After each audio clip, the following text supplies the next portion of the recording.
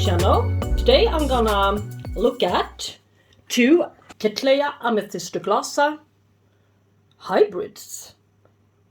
Yes, this one is an orchid that's called Cattleya Interglossa times Cattleya Bicolor. And this one I repotted, or shall I say transitioned, into semi-hydro from pure sphagnum moss in December. So it's today it's exactly 3 months ago I repotted this one into semi-hydroculture instead. And I can link to the video when I'm doing the transition. It had many good roots then, so today I'm so curious to find out what's in the pot. I can see one good root down there, but I cannot see so much else. So perhaps all of the roots in the middle are dead, or maybe they're not. Maybe they're just doing fine in there. But whatever the outcome, I will have to get rid of the bad roots. And yeah, I'm a little bit too curious not to find out. But yeah, as you can see, there's a bit of new root growth going on there, as well as it's producing a new pseudobulb. So it's going to be interesting. It never bloomed for me, but she likes her good light.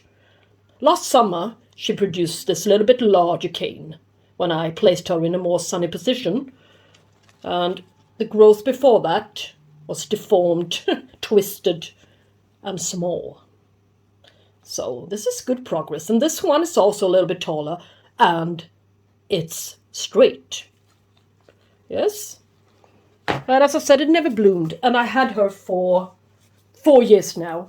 So I think it's about time for her to perform a bit for me. And this one is a larger one, is her cousin, shall we say. And this one is Cattleya Monte Elegante. Yes. And I think I'm gonna look her up. Yes, this one is a quite recent acquisition. I mean, I've only had this orchid for 2 years. So it's a good thing to look at your notes every once in a while. Yeah, so she's really been growing better than I thought so. Well, but the thing is, she arrived in sphagnum moss, and I've had it in sphagnum moss in a clay pot for quite a while, and she's susceptible to getting scale all of the time, of course. Yeah, it's been a quite difficult issue amongst my collection for a few years now. But this one is a nice grower. But as I said, I provided good light, I provided humidity, and I did almost everything for this gal, and she thanked me by blasting her bud last summer. So yes, never mind that. What concerns me a bit is that her root system is covered with scale. So I just released her from the sphagnum moss, and I sprayed her with neem oil. I even sprayed the root system yesterday evening. So now the roots has dried up a bit. And well, she's got good roots. And she's also putting out another new growth here, and some more new roots here. So there's going to be some new roots before long anyway. I've had a real species, a large, couple of years ago. She never did well. I think she had fusarium. Yeah, I think I cut the rhizome, but as I did not record any videos, at least no orchid videos, for my YouTube channel back then, I could not share it with you, or did not share it with you. I don't really think that Interglossa crosses her hybrids as well in my growing area. Well, this Cattleya Monte Elegante has got as a seed parent Cattleya Sophia Martin. And as a pollen parent, she's got Cattleya Interglossa. And Cattleya Interglossa has got Cattleya Monte Elegante. and Cattleya intermedia as parents. So these two orchids has got something in common, and that's a fussy mother or father, that is.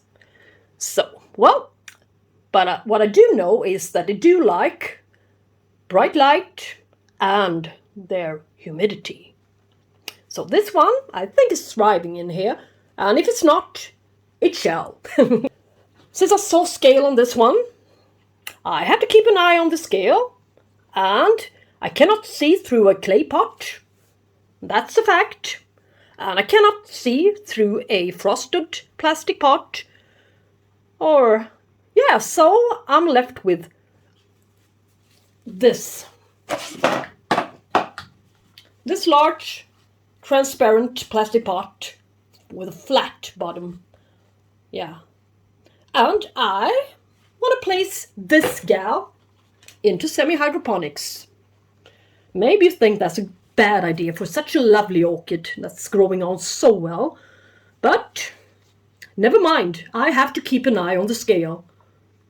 Alright?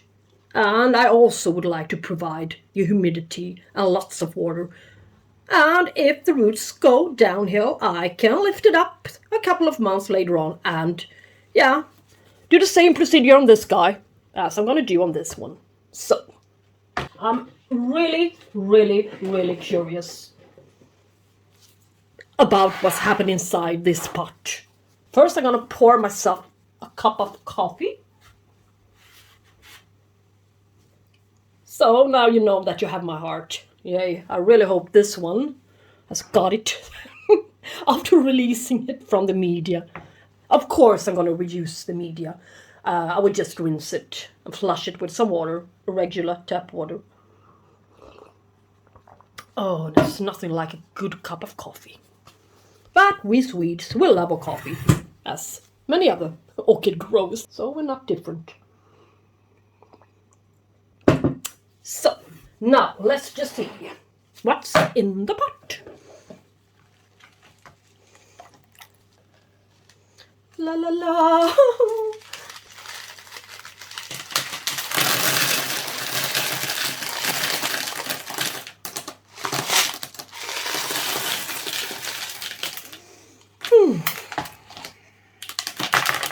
Whoa. Stuff is going on here. It really is. Well, as I assumed, but not all of them are dead. They're branching in places here. This one is, part of it is dead. The venomen.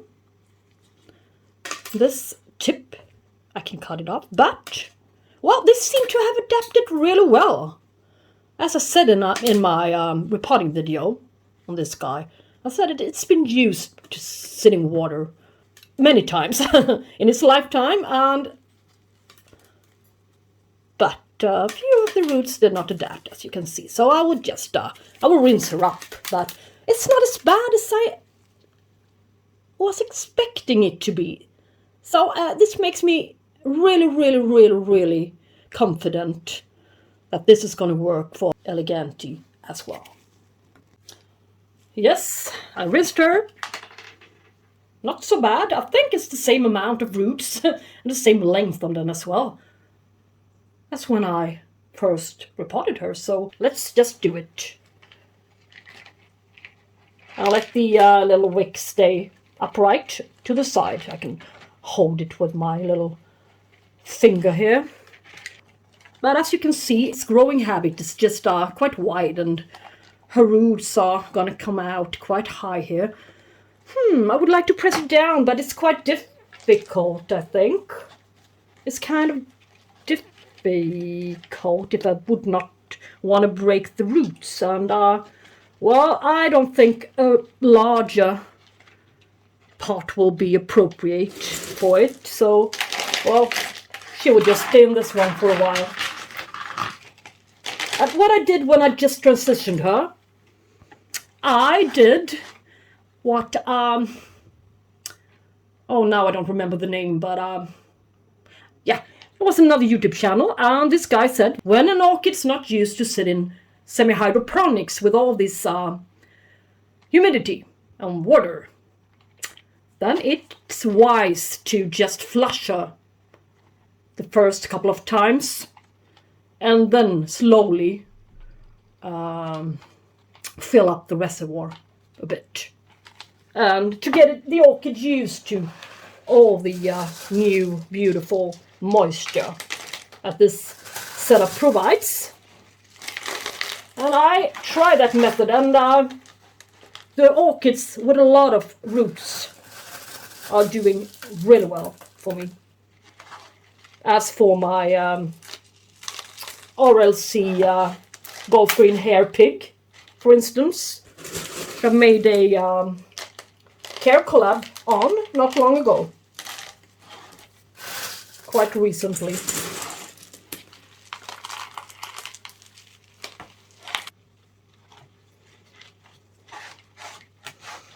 Yes, sirree. Now place a large amount of this beautiful gravel, aquarium sand, rocks, gravel, whatever you want to call it, on top here to keep the humidity down and makes the evaporation on the lacquer beams a bit better. Make it work a little bit better inside the pot. So, and it also looks a little bit nicer when the media is light colored.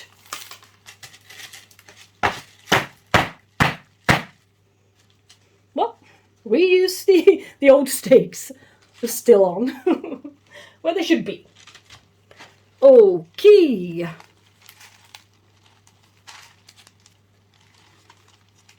And back again into a pot. Now it's my lovely Monte Elegante's turn.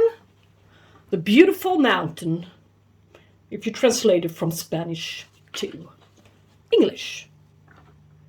Beautiful mountain with lovely, lovely pink spotted flowers in clusters. Such a gorgeous one. And I must say that the semi-hydro setup has been a really nice experience for me since I started to try it out. It's a time saver. It really saves a lot of time. I just have to think about, oh, my semi-hydro orchids. Okay, maybe I should take a look at them and see if they need any water. Well, then I just go over and bring my watering can into my room and just fill the outside containers up a bit and flush them once a month, perhaps. So I just love this project. So whenever I see a Cattleya orchid, well, it could be another genus, of course, as well, but as soon as I see an orchid with no roots, I will try this. I sure will. Okay? Yeah, I'm gonna mix the media up like a bit with some charcoal. Try to cut these charcoal pieces. Pot and fill it up.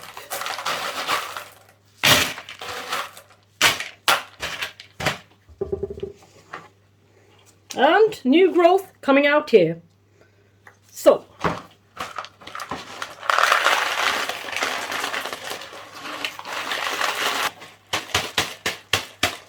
contains quite a lot. Need a lot of liquor, pepper,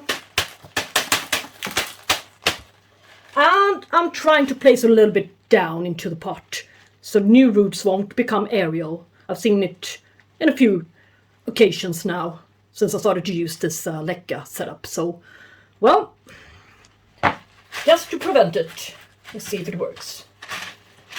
You're gonna do what you're gonna do, okay? Yeah, let's see here. Got some air pockets, and that's not a good thing for the water evaporation to work, to function properly. So, but it's okay now, and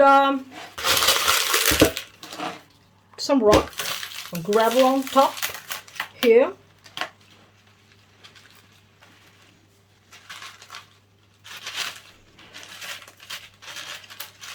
I can barely see the new root growth here. It's somewhere down there. Okie dokie. Well, should be from this one. The one that the scale loved so much. New growth. I thought I lost it. Cattleya Monte Elegante from Sword. Now repotted into semi-hydroponics as so many other Cattleya orchids now in my collection. Let's see if I can see where I had the new growth that was coming out. I wouldn't want that one to be too soaking wet, would I? Yeah, lift her up a little bit, so see to that there's enough room here in front. She's a lovely one, isn't she? It's beautiful foliage. Except for this. All right, now let's hope for these two guys to bloom finally. Interglossa hybrids. Finicky, difficult. What do they need? Exactly, orchids. All right. Well. Thank you so much for watching, and if you ended up liking this video, please press the thumbs up. It would make me happy, as well as if you subscribe to my channel, of course. Okay, until we see each other next time, I wish you all a great week. Bye bye. Thanks for watching.